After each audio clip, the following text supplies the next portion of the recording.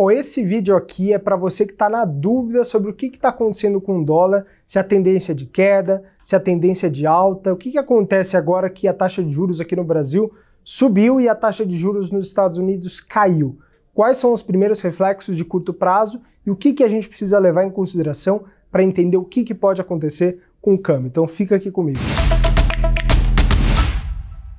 Bom, se a gente for pegar aqui a curto prazo, olhando historicamente os reflexos de diferentes indicadores econômicos no câmbio, a gente conseguiria chegar a uma conclusão muito rápida de que a taxa de juros mais alta no Brasil em relação aos Estados Unidos, né, onde a taxa de juros está caindo nesse momento, poderia se refletir em quê? Em uma apreciação do real em relação ao dólar, ou seja, o dólar cair num primeiro momento. É o que de fato vem acontecendo aí nas últimas semanas, né? Então o dólar chegou ali mais próximo ali dos R$6, agora corrigiu ali um pouco abaixo de 5,50.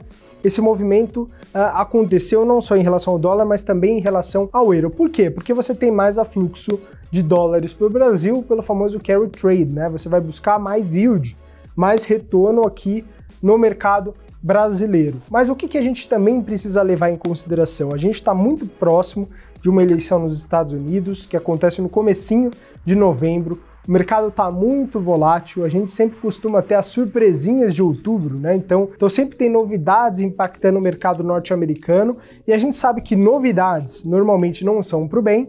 Novidades, e principalmente como o conflito Irã-Israel, podem trazer uma apreensão global, e a gente sabe que a apreensão global leva recursos para os Estados Unidos. Então eu vou ganhar 2-3% a mais no mercado brasileiro do que eu ganharia meses atrás, mas não compensa esse risco, né? O diferencial de juros era 5% de juros Brasil contra os Estados Unidos, agora é 8,5%, mas será que vale esse risco no meio de uma guerra, prestes a ter eleição nos Estados Unidos? Então o investidor ele coloca tudo isso na equação. Então é por isso que eu entendo que o dólar não caiu tanto quanto ele poderia cair a curto prazo.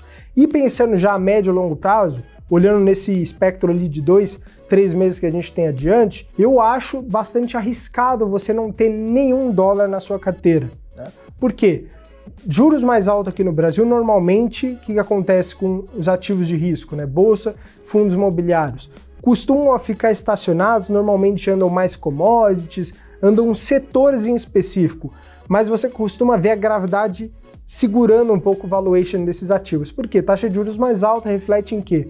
Em uma taxa de desconto maior, um valuation mais depreciado. Se você não tem nenhuma proteção para sua carteira nesse momento, dentro de um conflito geopolítico escalando, uma eleição nos Estados Unidos muito incerta, não dá para falar quem que está na frente nesse momento, quem que vai ganhar, né? Talvez há meses atrás, onde existia um cenário Trump-Biden, fosse mais claro, né? O Trump estava à frente, a gente já conseguia vislumbrar alguma coisa, mas a gente nesse momento tem muita incerteza no ambiente internacional.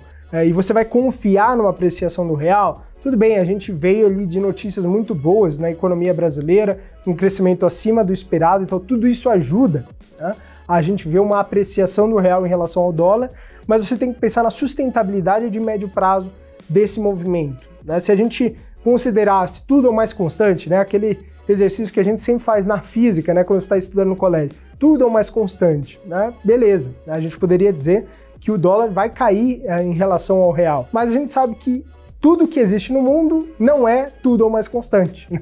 Então a gente precisa ter isso muito, levar isso muito em consideração. Então eu teria dólar na minha carteira, talvez se você objetiva até ali de 10, 20% de exposição a dólar na sua carteira, eu não teria talvez toda essa exposição no momento, então vai comprando, né?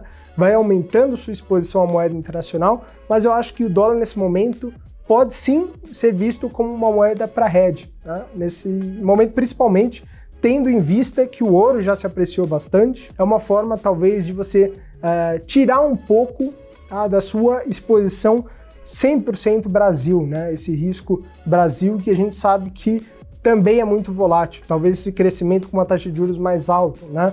E um cenário internacional mais conflituoso não perpetue por muito tempo e a gente volte a ver naturalmente uma apreciação. Então eu teria um pouco, né, sabendo que no tudo ou mais constante a tendência seria para baixo, mas eu já teria um pouquinho de dólar na minha carteira nesse momento.